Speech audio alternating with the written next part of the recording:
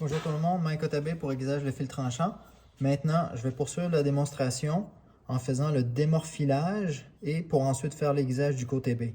Donc on se souvient tout à l'heure, après avoir fait l'aiguisage du côté A, le morphile a remonté comme ça ici vers le haut. Maintenant, je tourne le couteau, je modifie ma prise en main pour garder le pouce sur le dos, l'index proche du talon et les doigts comme ça. Alors ici, le premier geste qu'on va faire, c'est le démorphilage, parce qu'en ce moment, le morphile, il est vers le bas, et on va plutôt le faire basculer vers le haut, comme ça ici. On va le faire basculer vers le haut. Donc, en prenant ma position du couteau sur la pierre, je vais simplement tenir ici, je vais pincer, environ peut-être dans le dernier tiers de la lame. Puis l'idée, avec l'angle, on vient glisser le couteau du talon jusqu'à la pointe, puis on se rend ici environ au coin de la pierre. L'idée, c'est que en faisant le mouvement, le petit morphile qui est vers le bas va pouvoir basculer vers le haut. Donc, on est dans un mouvement de contrôle, on est dans un mouvement de finesse ici. Donc, je m'exécute comme ça. Je n'ai pas besoin d'aller vite. Je veux simplement m'assurer que j'ai un bon contact entre le couteau et la pierre. Et vous voyez, au fur et à mesure que je fais le mouvement, quand je suis rendu à la pointe ici, je soulève. Je ne fais pas de mouvement comme ça. Il y a des gens qui, parfois, en faisant le geste, vont sortir, puis rendu à la toute fin ici, il y a énormément de pression. Donc, il y a un risque d'endommager la pointe ou endommager la pierre ici. Donc, on fait simplement le mouvement comme ça. Évidemment, rendu là, on peut essuyer le couteau et faire une inspection. Donc, si je vérifie comme ça, je peux déjà sentir que le morphile a remonté un tout petit peu. L'important, c'est de s'assurer que le morphile n'est pas vers le bas, qu'il a remonté vers le haut comme ça. Alors là, je suis prêt pour faire l'aiguisage. Ça veut donc dire que je garde toujours la même prise en main ici, le doigt proche du talon, le pouce ici sur le dos, et la main gauche ici, c'est elle qui va mettre la pression ici. Là où les doigts se trouvent, les doigts doivent se trouver au-dessus de la pierre, c'est là où est la pression. Donc, moi, ce que j'aime bien, c'est de garder le pouce ici, sur le dos de la lame pendant que je fais le travail. Ça me permet d'avoir plus de doigts en contact avec la lame pour savoir où se trouve la lame. Puis aussi, ça me permet d'avoir un mouvement plus stable. Le pouce devient un guide quand on fait le mouvement ici comme ça. Le pouce est dans le prolongement ici de la pierre. Et pour les doigts, c'est la même chose. J'aime bien placer les doigts serrés comme ça. On n'est pas trop proche du tranchant, on n'est pas trop éloigné non plus, quelques millimètres au-dessus. Et vous voyez mes doigts de la manière que je vais appuyer. C'est vraiment avec le bout ici, autant que possible.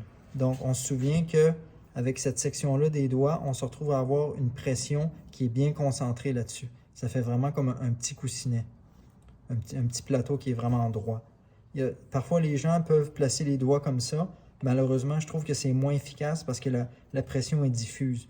Moi, ce que j'essaie de faire, c'est vraiment de garder la pression pour que ça soit le plus proche du biseau. Donc, ici, comme ça, je commence, mon couteau est perpendiculaire au tranchant.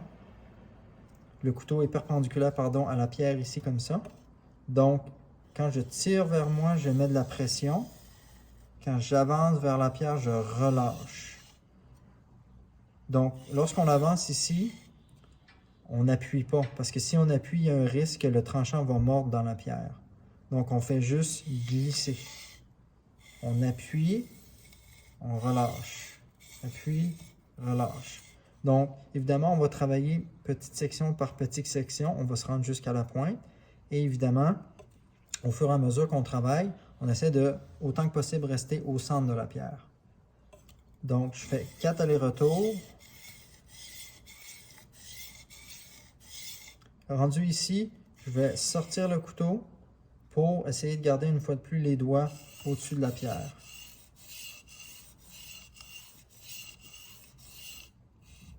Évidemment, lorsqu'on fait le mouvement et qu'on recule ici, c'est important d'arrêter notre mouvement peut-être 1 cm avant. Parce que le danger, si on va trop loin, c'est que souvent, des fois, les gens ils vont tomber. Donc, évidemment, il y a un risque de blessure, il y a un risque d'endommager la pierre et tout ça, endommager le couteau. Donc, on essaie de freiner peut-être 1 cm avant ici. Donc, on fait les mouvements. Et au fur et à mesure que je m'en vais vers la pointe, vous allez remarquer, je vais commencer à tourner le couteau. Parce que dans le fond, moi, ici, je veux respecter la courbe de la lame. Et quand je suis rendu à travailler sur vraiment la partie la plus courbée du couteau, à ce moment-là, mes doigts, c'est correct, je vais les écarter un tout petit peu. Là, je vais distribuer la pression. Avec mon index ici, le doigt ici comme ça. Donc, ce sont ces 3 doigts-là qui vont travailler au niveau de la pression. La raison étant que lorsque je prends ici la pierre, si on regarde, le contact n'est pas uniforme. C'est courbé, c'est difficile d'avoir un contact uniforme. Donc, à ce moment-là, si j'appuie ici, la pointe ne touche pas.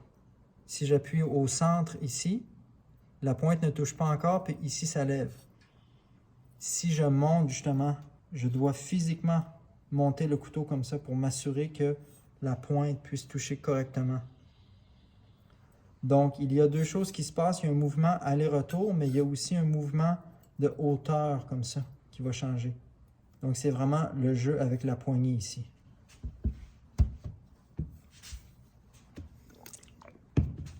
Alors, ici, avec le pouce ici, je suis rendu ici et ici. À la toute fin, ce que vous pouvez faire, c'est de combiner les trois mouvements ensemble. Donc, en tirant vers soi, on tire puis on remonte vers le haut en même temps. Ça permet de toucher toute la zone de la pointe en même temps.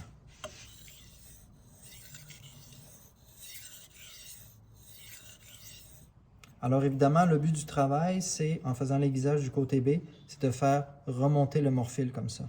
Donc après avoir fait un passage, petite section par petite section, du talon à la pointe, on peut faire une inspection, comme ça,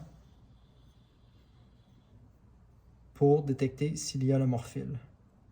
Quand le morphile est présent sur toute la longueur, évidemment, il faut faire l'inspection de l'autre côté pour s'assurer que le biseau qu'on vient de créer, il soit autant que possible le plus égal. Lorsqu'on a ces 2 choses-là, à ce moment-là, l'aiguisage est terminé ici, puis on peut revenir du côté A. Je vais vous faire une autre vidéo pour vous montrer justement le démorphilage du côté A et le démorphilage final. Merci et à plus tard.